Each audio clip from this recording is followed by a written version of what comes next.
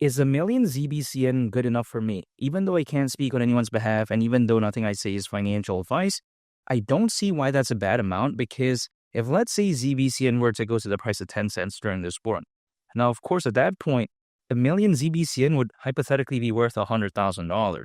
Now some people may be thinking, okay, that's actually not that much, but the way you take a look at it is that that's a pretty good down payment for a home, and not to mention, I know some people out there who have less than $50,000 and they've gone on to travel the world for years. I'm not necessarily saying that they're going to 5-star hotels or anything like that, but they're still able to travel the world and pretty much have a good time. And again, I'm not telling anyone to buy ZBCN, I'm only speaking on my behalf. But the way to take a look at it is that a million ZBCN doesn't seem too bad, especially when I take into consideration how many friends that I know that do hold ZBCN, it's not like they're just only holding ZBCN, right? It's just one of the main components, or should I say one of the components, depending on each portfolio, of course, it's going to be different. But I'm just saying it's just one of the components that kind of makes up their portfolio. So let's say if I have a very diverse portfolio, and then let's say one of my main components is ZBCN, and I have a million of that, hypothetically, that, let's say, going to the price of 10 cents and maybe, doing very well at that point, and then let's say that 1 million ZBCN becomes $100,000 at the price of 10 cents, it wouldn't seem that bad, at least to me. This is just my opinion. Again, I don't think that this is really something that people see it to be. In a case that where they say, oh, a million ZBCN is bad, personally for me, I don't think it's too bad. Now, even besides that point, when I take a look at Zebec, it's very similar to Ripple and Stellar in nature. Of course, Ripple aka XRP and Stellar aka XLM. It's just very similar in that way. And the way you take a look at it is that it doesn't seem like this type of project that is very gimmicky that, oh, it's not really doing much, but then it's just kind of branded as this up-and-coming XRP or XLM. There's actually more layers to it because if you take a look at Zebec, one of its main focuses is RWA payments. And if we take a look at RWA, it stands for Real World Asset. And for instance, a RWA token is a digital representation of a physical asset on the blockchain. Like it can maybe be real estate, art, it can be financial instruments like bonds and stocks. So that's really good in that aspect. So when it comes to Zebec, yeah, it's pretty much focused on the same markets as Ripple and Stellar. You take a look at, for instance, the payments market, the global trade and finance market. But really, I think Zebec has more layers to it. Now, some people may think, okay, it's a little bit, kind of not that simple. It's overcomplicated. But no, I disagree with that. I think it's very simple and easy to understand project. And not to mention, the way you take a look at it is that Zebec, it's pretty well solidified in a sense that many reputable investors do believe in this. Now, what do I mean by this? What I mean by this is if we take a look at Circle, which is a creator of USDC, the stablecoin, they have invested in Zebec, allegedly at least. So I think that is great validation for a project that, keep in mind, doesn't even have a market cap of like $1 billion, let alone 500 million to 300 million. No, right? It's relatively speaking kind of a small project for what it is. And the fact that it has investors like, for instance, Circle, which is the creator again of USDC, the stablecoin, pretty much many people's number 2 go-to stablecoin behind USDT. Again, this is something that is very amazing in its own right, in my opinion. And not to mention, Solana Ventures is also one of the investors of Zebec, again, allegedly. And Solana, we all know, is very popular, of course. When I take a look at something like Zebec, I think it pretty much ticks all the boxes, really, for what I'm looking for. It's pretty much a miniature version of XRP and XLM, and at the same time, it has a little bit more layers to it when it comes to Zebec. It's a no-brainer for me because if I believe that XRP and XLM is going to do well, of course, I'm also going to believe in other projects that are focused on that market that have a pretty good following, pretty good exposure, but at the same time still has yet a lot to prove. I think ZBCN does perfectly fit that, so of course, the way to take a look at it is that it's a no-brainer for me.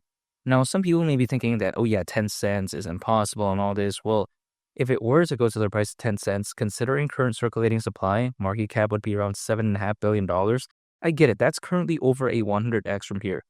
To be a little bit specific, it's actually around a 105x. Now, I get it. That figure may seem a little bit like jarring in a sense like, whoa, over 100x, but really the market cap wouldn't be crazy. Again, considering current circulating supply, at the price of 10 cents, market cap would be around $7.5 billion, which is kind of peanuts. I mean, that's still well over $100 billion less than XRP's current market cap. And XRP, it's having a pretty big pullback, somewhat speaking, right? Not to mention the whole space overall. Take a look at Bitcoin. That's even below $90,000. So the way you take a look at it is that if the space is doing like this and XRP already has a market cap of over $100 billion, why can't something that is somewhat a version of XRP, not really, but again, sort of a miniature version of it, why can't that reach around a $7.5 billion market cap during a fully fledged bull run? I'm talking about when things are in fifth gear, when things are really popping in a massive way. Why can't I do that? Now I get it. The market isn't doing the best, the sentiment, what's going on, but I do believe that all this type of stuff is going to be very short-lived in a sense that I think it's going to be very temporary. It's like, for instance, back then, many people were panic selling Bitcoin because Terra Luna was crashing. Now, pretty much everyone has forgotten about that in a sense that they're no longer fearful about that. Of course, that happened years ago, but I'm just saying, like at that time, it seemed like everything, it's like, oh man, all this type of stuff. But really, fast forward to right now, it's not really a big deal of anything, right? I think moving forward, once the sentiment changes, people are going to forget all about what happened right now. And I think that really won't really matter in the grand scheme of things. And I think if anything, it's actually kind of a blessing in disguise in a sense that many altcoins are actually very low, which if anything, I get it. Many people went all in not too long ago and then now they can't really accumulate that much more. But the way you take a look at it is that I'm dollar cost averaging anyways. I'm accumulating any time on income and just holding and just waiting. So if I see opportunities like this, I'm not necessarily saying I'm going to go randomly all in because truth be told, there's no exact way to tell when the bottom precisely is.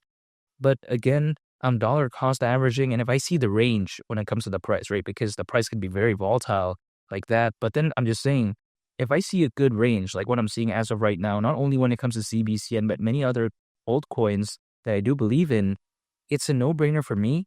And I'm still going to be accumulating. Many people sometimes in a situation like this, they would give up because sometimes they only like it when the price is bumping. But personally for me, I am kind of the opposite in a sense where I like it when the price is low. Not forever, of course, right?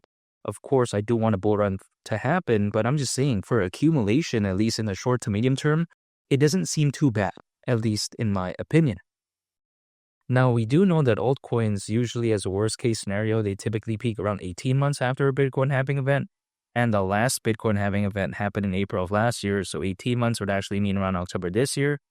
So I still think there's a ways to go there. Now, this is based off history. And of course, the market sentiment isn't doing the best as of right now. But the way you take a look at it is that, you know what? If it happens a little bit later, it's fine anyways because I'll just be accumulating more. But then if it happens earlier, because we never truly know when it comes to this crypto space, sometimes people like to say, oh, we need this confirmation, all this type of stuff. Well, sometimes the confirmation is things going up. Sometimes they just do it when people least expect it to do so, at least in some cases. So that is why I'm still staying patient. I'm not giving up. And again, if people ask me, hey, is a million ZBCN good enough? Now, that's very subjective. I totally understand that. But personally for me, I would say yes, even though that's not financial advice, but 10 cents, that's my price target for ZBCN during this bull run. And make sure to subscribe if you gain value from this video. I'd greatly appreciate it. It's Mali the Captain, and I'll catch you all on the next one. I'm out. Peace. Bye.